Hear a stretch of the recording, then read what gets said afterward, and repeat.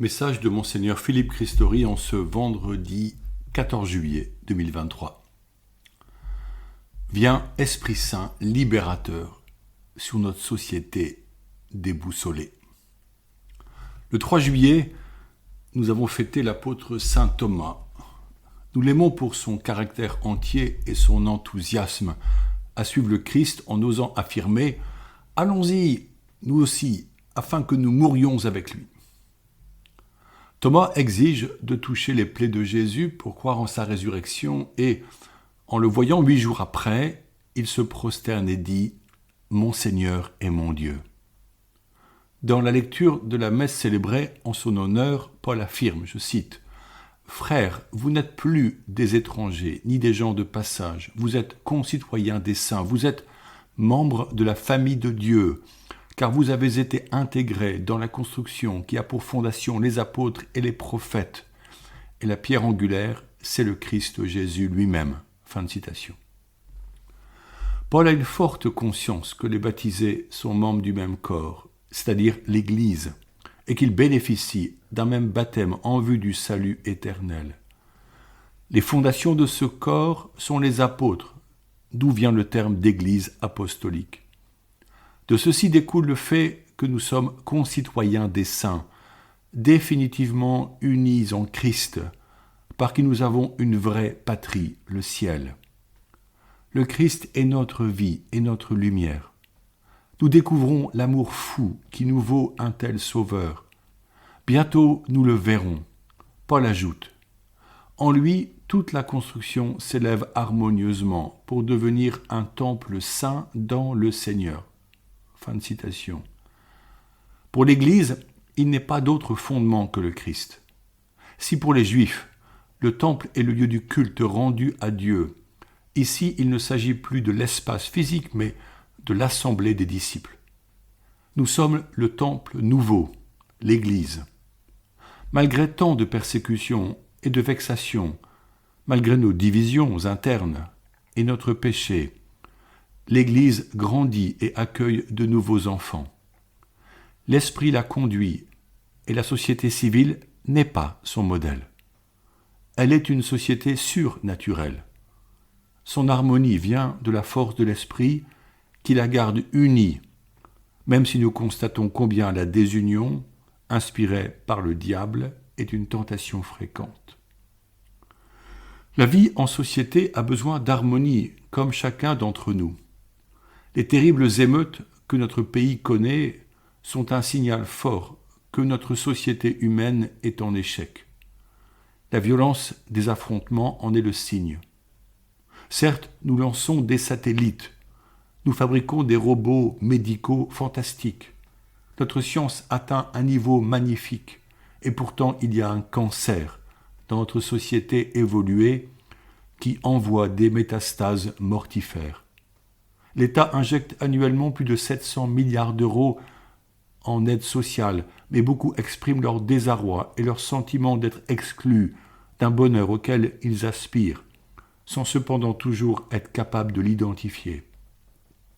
Vols et violences, incendies et pillages, nous sommes revenus à des heures sombres que notre pays a déjà connues. Éteindre le feu est une mission ardue et nous remercions les pompiers qui engagent leur propre vie, comme ce jeune pompier de 24 ans décédé après une intervention. Qu'il est difficile d'arrêter la folie. La police donne tout ce qu'elle peut pour y arriver au prix de centaines de blessés. Les éducateurs peinent à convaincre les jeunes des cités de revenir à la paix et au dialogue.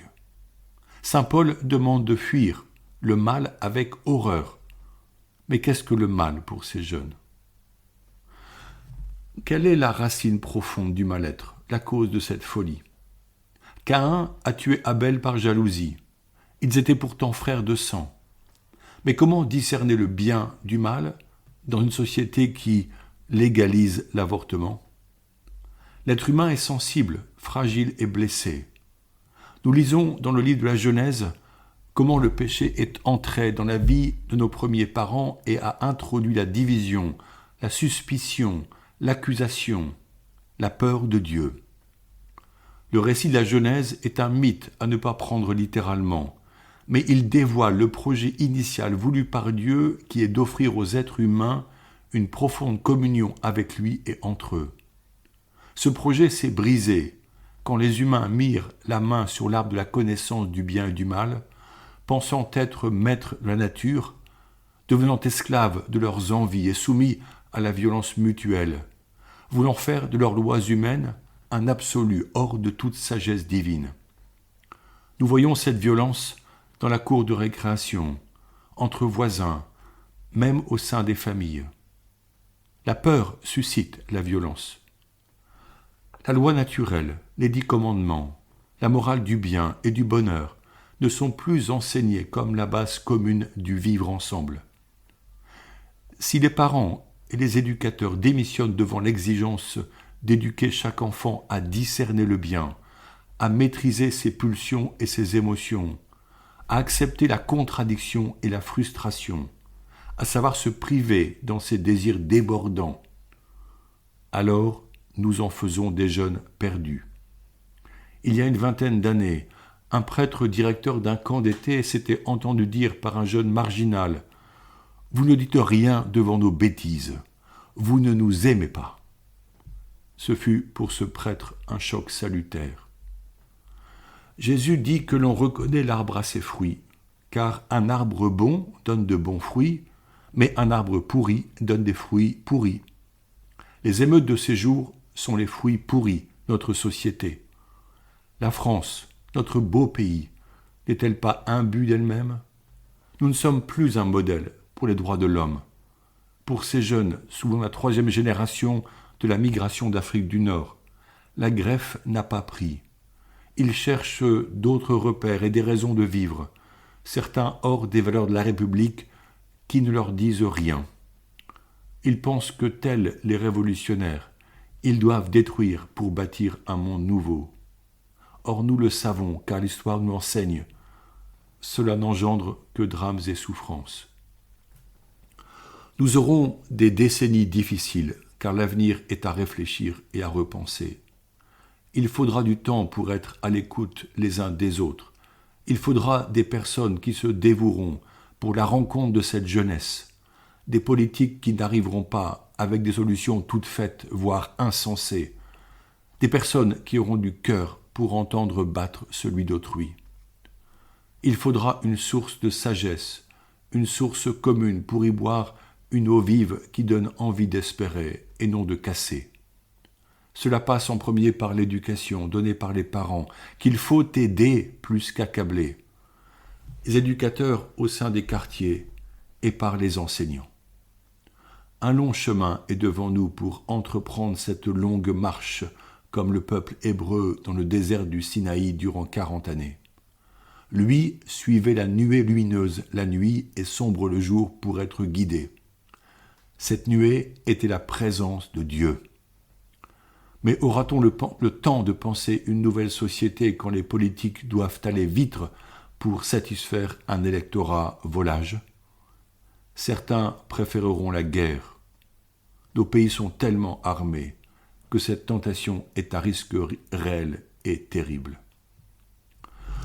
Dans ce passage déjà cité de sa lettre aux Éphésiens, saint Paul relève que c'est en Christ que la construction s'élève harmonieusement. Or, en qui notre société va-t-elle trouver espoir ? Il faut des prophètes au service des autres, et non des gourous ou des politiciens orgueilleux. Il faut des éducateurs comme Don Bosco ou le père Daniel Brottier, des hommes de cœur comme saint Vincent de Paul.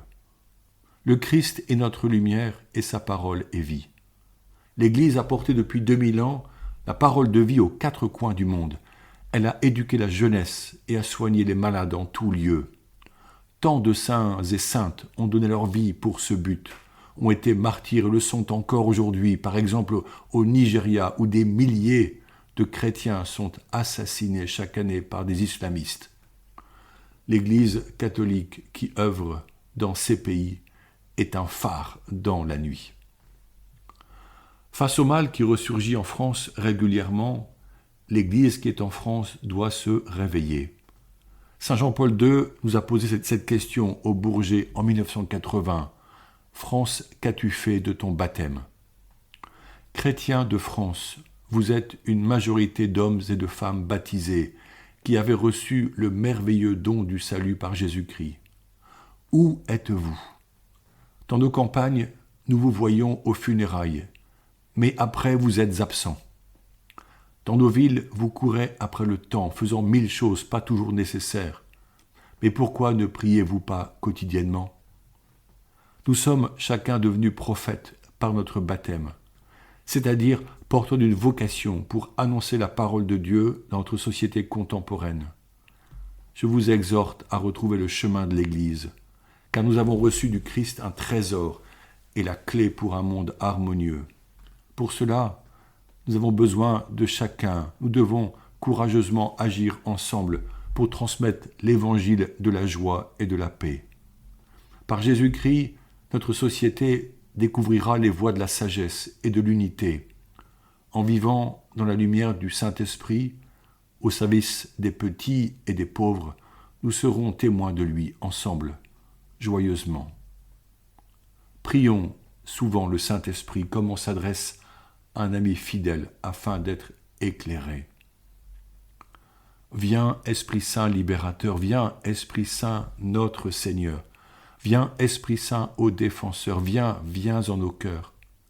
Toi qui procèdes du Père et du Fils, Esprit de vérité, enseigne-nous. Esprit d'amour, viens nous enflammer. Source d'eau vive, guéris notre corps. Au souffle du Très-Haut, pacifie-nous. Brasier ardent, viens nous consumer. Toi, Esprit Saint, purifie notre cœur. Toi, l'esprit d'allégresse, exulte en nous. Esprit de vie, transfigure-nous. Bonne journée.